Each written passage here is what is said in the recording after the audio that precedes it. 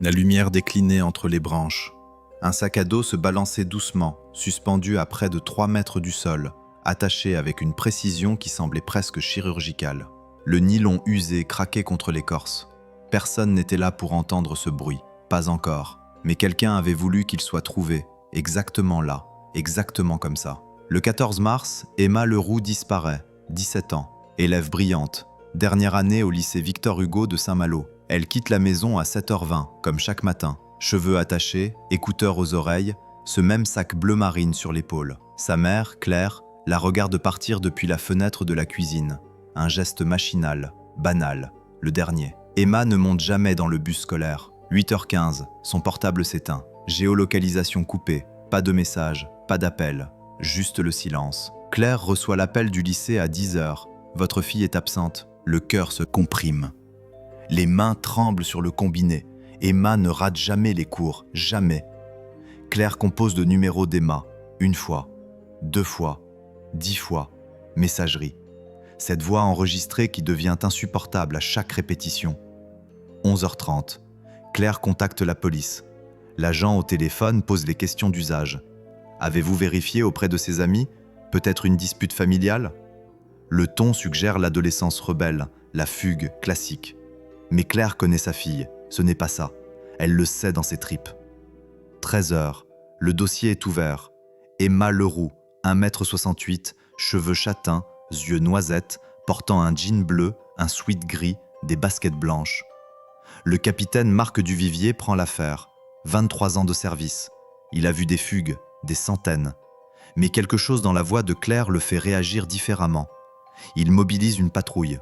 Commence par le trajet habituel. Maison, arrêt de bus, 2 km de route. Départementale bordée de champs et de bois.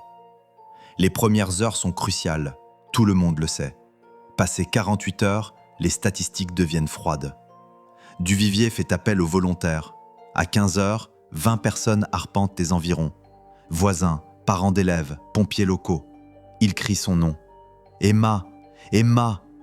Le vent emporte les syllabes. 16h40, un chien aboie.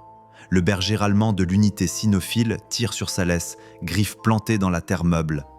Son maître chien, lieutenant Joubert, suit l'animal dans un sentier forestier à 300 mètres de la route. Le chien s'arrête net, lève le museau. Et là, suspendu à une branche de chêne, le sac. Le bleu marine reconnaissable entre tous. Le porte-clés en forme de licorne que Claire lui a offert pour ses 16 ans. Joubert sent son pouls s'accélérer. Il signale par radio, code précis, tonalité mesurée. Mais dans sa voix, quelque chose vient de changer. Duvivier arrive en moins de 10 minutes. Il observe la scène sans la toucher. Le sac pend à exactement 2,90 m du sol, mesuré plus tard avec précision. La sangle est nouée autour de la branche avec un nœud de cabestan, solide, technique, pas le genre de nœud qu'on fait par hasard. Autour de l'arbre, le sol est intact, pas de traces de lutte, pas de branches cassées, rien qui suggère la panique ou la précipitation. Et c'est là que le cerveau de Duvivier commence à faire des liens qu'il préférerait éviter. Comment accrocher un sac à cette hauteur? Avec une échelle? Aucune trace de roue ou de pied d'échelle dans la terre. En grimpant? L'écorce ne porte aucune marque récente. Quelqu'un a pris son temps, a planifié. Mais pourquoi? L'équipe de la scientifique débarque. Combinaison blanche, appareil photo, chaque angle est documenté. 17h30, ils descendent le sac avec des gants. Claire est tenue à distance, mais elle voit. Elle voit le bleu marine familier. Ses jambes cèdent. 2 policiers la rattrapent. Le sac est ouvert sur une bâche stérile, contenu méthodiquement extrait. Livres scolaires, trousses, gourde d'eau à moitié pleine, clé de la maison et le téléphone. Éteint, batterie retirée, posé à côté de l'appareil avec une délicatesse presque cérémonielle. Qui fait ça? Qui retire la batterie d'un téléphone avant de le ranger? Duvivier sent le cas basculer. Ce n'est plus une fugue, c'est autre chose. Quelque chose de construit, de réfléchi. Il élargit le périmètre de recherche, fait venir les drones équipés de caméras thermiques. La nuit tombe vite en mars. À 19h, la température chute à 5 degrés. Si Emma est dehors, si elle est blessée, chaque heure compte. Les projecteurs illuminent la forêt, des ombres dansent entre les troncs. 50 personnes maintenant, policiers, gendarmes, civils. Ils avancent en ligne, scrutent chaque mètre carré. Les chiens suivent plusieurs pistes qui s'évanouissent près d'un chemin forestier carrossable. Comme si quelqu'un était monté dans un véhicule. Comme si la trace s'arrêtait là, brutalement. Minuit, première nuit. Claire refuse de rentrer. Elle reste au poste de commandement improvisé, un camping-car de la gendarmerie stationné sur le parking forestier. Elle boit du café qui a perdu tout goût. Ses yeux fixent les cartes étalées sur la table. Des cercles concentriques tracés au feutre rouge, zone de recherche, probabilité, statistiques. Sa fille est devenue une équation. Duvivier interroge l'entourage. Les amis d'Emma parlent d'une fille normale. Pas de petite amie, pas de conflit, bonne élève, quelques sorties le week-end, mais rien d'inquiétant. Une vie transparente. Trop transparente ? Le capitaine a appris à se méfier des apparences lisses. Il creuse. Réseaux sociaux, historique de navigation, messages privés. Rien. Emma n'a laissé aucune trace numérique suspecte les jours précédents. Et si le problème venait justement de là, de cette normalité absolue qui cache quelque chose ? Mardi 15 mars, 6 heures du matin, la lumière revient, grise et froide. Les recherches reprennent. L'hélicoptère de la gendarmerie survole la zone. Les caméras infrarouges balaient méthodiquement chaque secteur. Rien. Pas de signature thermique humaine. Les chiens repartent du dernier point connu, le chêne au sac. Ils tournent en rond, perdent le fil. Joubert sait ce que ça signifie. La piste a été brouillée, volontairement. 9 heures, conférence de presse. Le maire de Saint-Malo, le procureur, Duvivier. Flash des appareils photo, micro tendu. Emma Leroux, 17 ans, disparue depuis 26 heures. Toute information est cruciale. Le visage de Claire apparaît sur les écrans. Elle lit un texte préparé, voix brisée. « Emma, si tu nous entends, reviens. Nous t'aimons. Nous ne sommes pas en colère. Reviens juste à la maison. » Les larmes coulent. Les caméras capturent chaque seconde. Mais Duvivier sait déjà. Cette conférence n'est pas pour Emma. Elle est pour celui qui l'a prise. Parce qu'on ne suspend pas un sac à 3 mètres de haut par hasard. On envoie un message. On met en scène. On veut être vu. Les appels affluent. La cellule de crise filtre. Des témoignages contradictoires. Une fille brune vue près de la gare à 8 heures. Une voiture suspecte stationnée près du bois à 7h30. Un homme qui traînait sur le sentier la semaine précédente. Chaque piste est vérifiée. Chaque piste mène à une impasse. Midi, un détail émerge. Une caméra de surveillance d'une ferme à 700 mètres du chêne a enregistré un véhicule. 7h42. Un utilitaire blanc, modèle courant, trop courant, plaque partiellement visible. Les techniciens isolent l'image, effectuent des agrandissements. La qualité est médiocre, mais c'est tout ce qu'ils ont. Duvivier lance un appel à témoins ciblés. Qui possède un utilitaire blanc dans la région ? Les réponses submergent le standard. 237 véhicules correspondant à la description dans un rayon de 50 km. Plombiers, artisans, livreurs. La liste est interminable. Mais il faut vérifier, un par un. 14 heures, Claire reçoit un appel, numéro masqué. Elle décroche, main tremblante. Silence, respiration. Puis la tonalité, ça dure 8 secondes. Les policiers tracent l'appel, cabine publique, centre-ville de Saint-Malo. Quand ils arrivent, personne. Juste une cabine vide qui sent l'urine et le tabac froid. Est-ce Emma ? Est-ce lui ? Est-ce un cinglé attiré par la médiatisation ? La frustration monte. Les équipes sont épuisées, 48 heures sans sommeil pour certains. Les recherches au sol continuent, le périmètre s'élargit. 5 km² maintenant. Forêt dense, ravins, anciennes carrières abandonnées.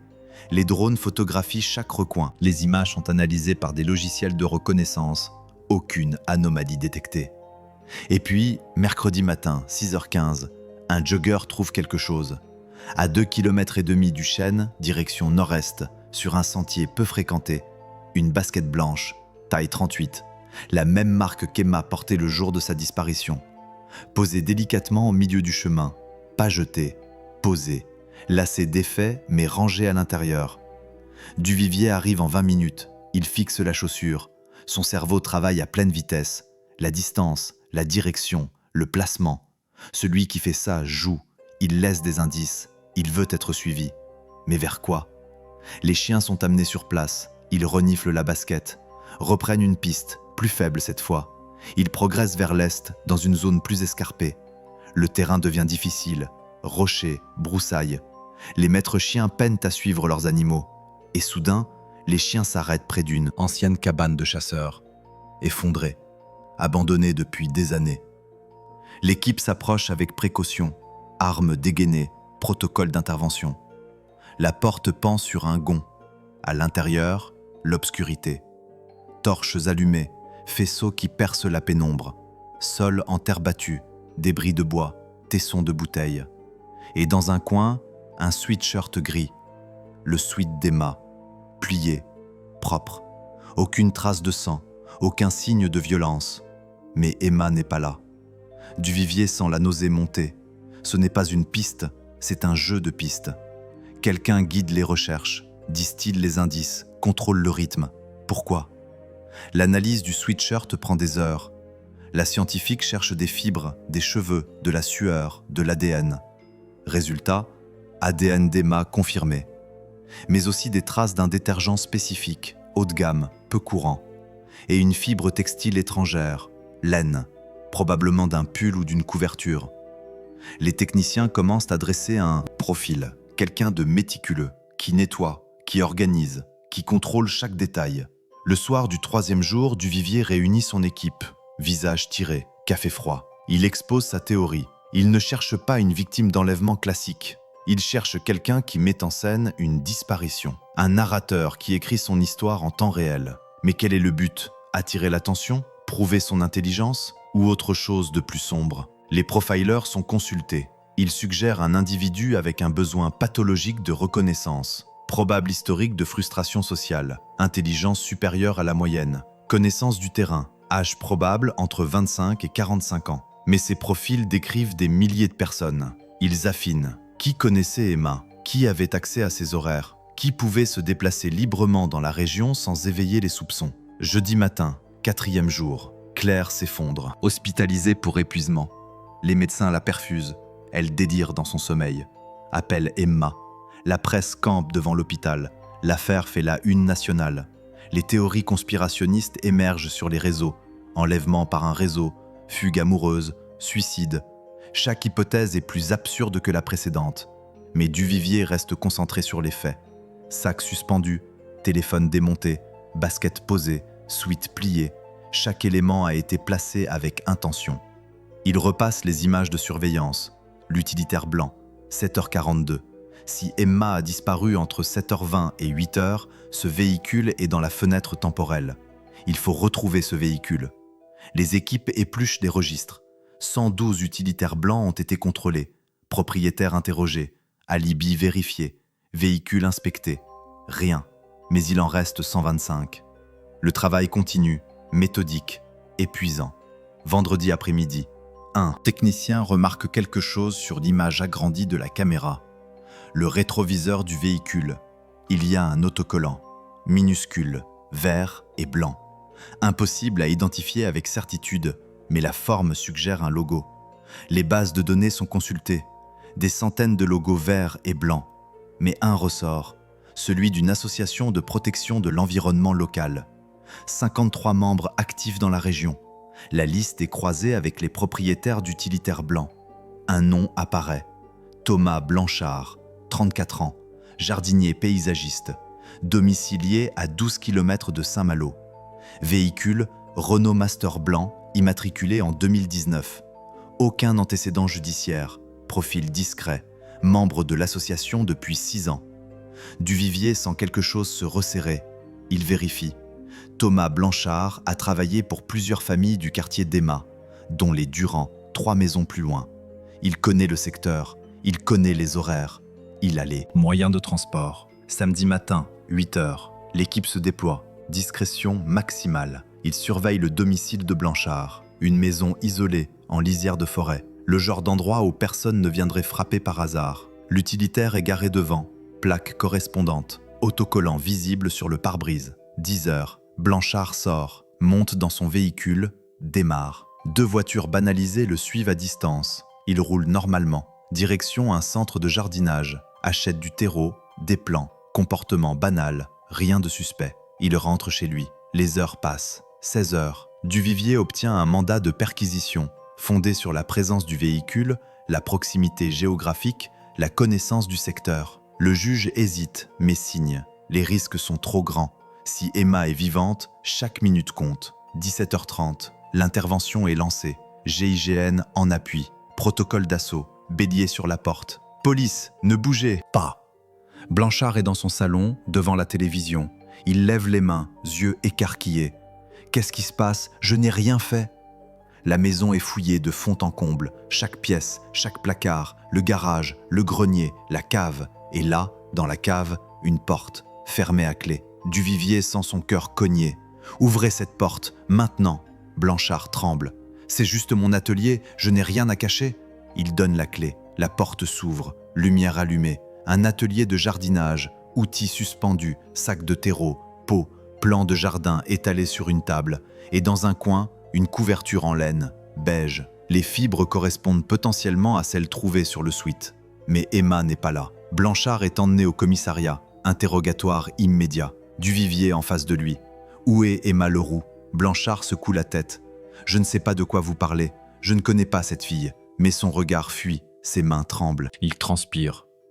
Les heures d'interrogatoire s'enchaînent. Blanchard maintient sa version. Il était chez lui le matin du 14 mars, seul. Pas d'alibi solide, mais pas de preuve directe non plus. Le suite a été lavé avec un détergent que Blanchard utilise effectivement. Les fibres de la couverture correspondent. Mais ça ne suffit pas. Pas pour une inculpation. Pas sans le corps. Pas sans Emma. Duvivier sort de la salle d'interrogatoire. Il est 4 heures du matin, 7e jour. Il sait que Blanchard sait, mais il ne parle pas. Pourquoi? Que cache-t-il? L'aube se lève, blafarde. Les recherches reprennent autour de la propriété de Blanchard. Chiens, drones, géoradars pour détecter d'éventuelles fosses. Rien. Le sol n'a pas été remué récemment. Les chiens ne marquent aucune alerte. Et puis, à 11 heures, un appel. Un randonneur a trouvé quelque chose. À 5 km de chez Blanchard, une grotte naturelle à flanc de colline. Difficile d'accès, entrée dissimulée par des ronces. À l'intérieur, une lampe à pétrole, une bouteille d'eau, des restes de nourriture et un message gravé sur la paroi rocheuse. Maladroit, tremblant, Emma L., 17 mars. Duvivier arrive en hélicoptère. Il descend dans la grotte avec précaution. L'espace est étroit, humide. La température avoisine les 8 degrés. Il examine le message, tracé avec un caillou, lettres irrégulières. C'est l'écriture d'Emma. Comparaison faite avec ses cahiers de cours, certitude à 95%. Elle était là, il y a 2 jours, vivante. Mais où est-elle maintenant? Les chiens reprennent la piste à partir de la grotte. Elle mène vers le nord, terrain accidenté, pente raide. Les maîtres chiens progressent lentement. Les animaux sont concentrés. Ils suivent quelque chose, une trace olfactive faible mais persistante. 15 heures. Les chiens s'agitent, aboiement sourd. Ils grattent le sol au pied d'un éboulis rocheux. L'équipe écarte les pierres, une à une. Et derrière, une ouverture, naturelle, étroite. Un des hommes se glisse à l'intérieur. Lampe frontale, tunnel bas. Il rampe, 10 mètres, 20 mètres. Et puis, une cavité plus large. Ici, j'ai quelqu'un. Emma est recroquevillée contre la paroi, consciente, yeux ouverts, lèvres gercées, visage émacié, mais vivante. Le policier s'approche doucement. Emma, je suis de la police. Tu es en sécurité maintenant. Elle ne répond pas immédiatement, comme si les mots étaient trop lourds. Puis, un murmure. Il m'a dit de ne pas bouger, que vous me trouveriez, ou pas. L'extraction prend 1 heure. Emma est déshydratée, en hypothermie légère. Les secouristes la stabilisent sur place. Couverture thermique, perfusion. Elle est transportée en hélicoptère vers l'hôpital. Claire est prévenue. Elle court dans les couloirs, voit sa fille sur le brancard, s'effondre en pleurs. Emma reste hospitalisée 3 jours. Bilan médical, déshydratation sévère, hypothermie, contusions multiples, choc psychologique. Mais aucune trace de violence sexuelle. Aucune fracture. Elle a survécu. Les interrogatoires commencent doucement. Psychologue présente, pas de pression. Emma raconte. Le matin du 14 mars, elle marchait vers l'arrêt de bus. Une camionnette blanche s'est arrêtée. Un homme en est descendu. Elle le connaissait vaguement, le jardinier qui avait travaillé chez les voisins. Il avait l'air paniqué. « Vous pouvez m'aider ? Mon chien s'est échappé dans les bois, je ne le trouve plus. » Emma a hésité, mais il semblait sincère. Elle a accepté. Ils sont entrés dans les bois. Rapidement, elle a compris.